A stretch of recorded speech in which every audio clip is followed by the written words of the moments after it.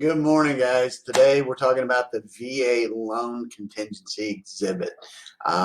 Much like the other loan contingencies, you're going to find some things are very similar, but there are definitely some things that are unique to the VA loan.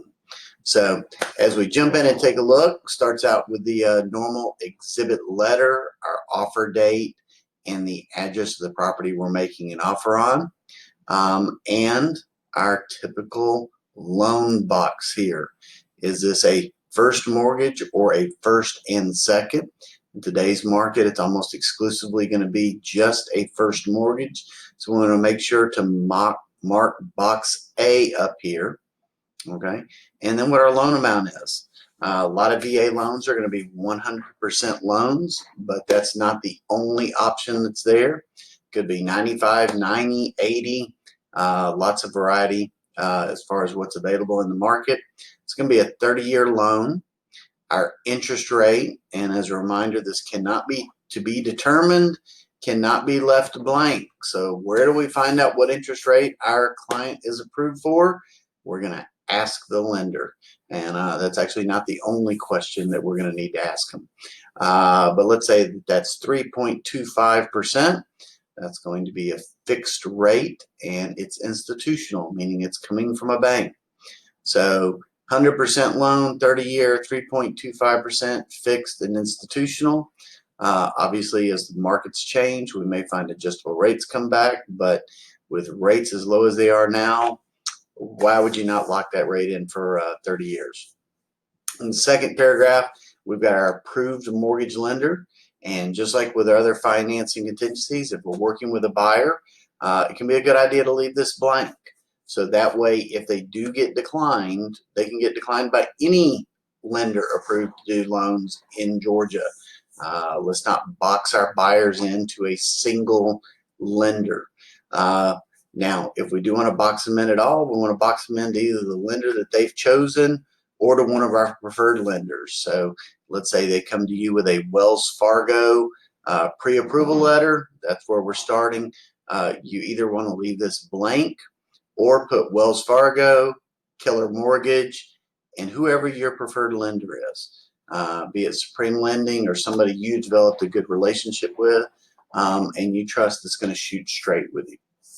Okay, we then get down to our financing contingency, and typically I'm going to say 28 days is good for most lenders. Okay, but with VA loans, they can take a little bit longer, and so I'd encourage you to always err on the side of caution here. If we can get 35 days, that's fantastic. Some of the companies out there, like I know USAA right now, they're asking for 40 days on a VA loan. So talk to the lender, find out how quickly they can get the loan done. Don't go less than that. And if we can make our financing contingency last all the way until closing, that's fantastic. But most sellers, most listing agents are going to want to see that it be as short as possible. So about the shortest you want to see on a VA loan is going to be 28 days. But again, if we can get a little bit longer on that, go with 35, that's going to be a lot better. Definitely if you're dealing with a national bank like Bank of America, Wells Fargo, SunTrust, again, err on the side of caution. Same thing's true for an online lender like Quicken Loans or Lending Tree. Don't go conservative on that date. You're going to run into problems. Those companies tend to move really slow. As we move our way through, we're going to get down to our amendatory clause. This has also been referred to as an escape clause before, because much like with the FHA loan, if the property does not appraise, the buyer has the option to walk away. Okay, they can terminate just because it came in low. So the only rights that are given to the buyer if we have an appraisal that comes in lower than the contract price is they have the right to terminate the contract, or they have the right to pay the difference out of pocket. Now, in the real world and practicality, certainly if we can get the buyer and the seller to agree to something in the middle, as long as all parties agree, we can move forward. Okay, but if the appraisal comes in low and the buyer and the seller agrees to lower the sales price, the buyer does not have to move forward just because the seller is willing to reduce the sales price. They still have the option to walk away because the appraisal came in low. Then we get to our VA funding fee. This is going to be unique to the VA loan, okay? And so we don't have to fill this in, but that VA funding fee right now, talk to your lender, 2.25%, and then I think it's 0.35% per month is what the VA funding fee is. No, that's the USDA. 2.35% is the VA funding fee on their first one, and I think it's 3.6% on the second one. Most buyers are not going to want to pay that sum of money in full at closing. Okay. Paragraph B is added to the loan amount and financed. Okay, that's what majority of your veterans are going to do. Is they're going to add the loan and financed unless they're exempt from having to pay the fee. No VA funding fee required for this veteran per the certificate of eligibility. And I believe the threshold right now for them to be eligible to have that waived, and they will have to get the certificate for the lender to do it, but any veteran that's 10% disabled or higher qualifies to have that funding fee waived. So have good conversations with the lender, good conversations with your buyer to find out whether they are eligible to have that waived. Because if they can save a little over 2% of the purchase price of the home, that's a considerable sum of money. Okay. Paragraph 13 is certain repairs paid for by the seller. Okay. If you remember back on the FHA loan, it said if the FHA requires repairs, we're having to fill in. Either the buyer's paying it or the seller's paying it. And typically we're going to put sellers on that.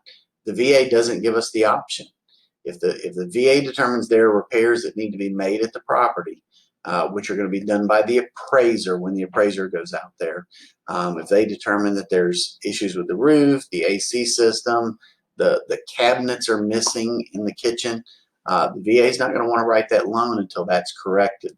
So this paragraph says that if they identify any repairs that need to be done in order for the financing, that the seller's going to do them, provided they're not over X number of dollars. Okay. And $500 is a really common number we see in here. If you're worried and concerned that there may be some larger repairs or excessive repairs, don't hesitate to put $750 or $1,000. Okay, you use a little bit of discretion there. Okay, if the repairs happen to be over that, the buyer and the seller have the opportunity to negotiate and agree who's going to pay the difference. And they've got 3 days from getting the itemized list of here's the repairs and what the costs are for them to determine whether or not they want to agree. And if they can't agree on the excess amount, either the buyer or the seller has the option of terminating the contract. Okay, continuing on through, the VA, much like the FHA, wants to see the property attached to public water and public sewer. So in the event public water and public sewer are available and the house is not connected to it, the VA is going to require it to be connected.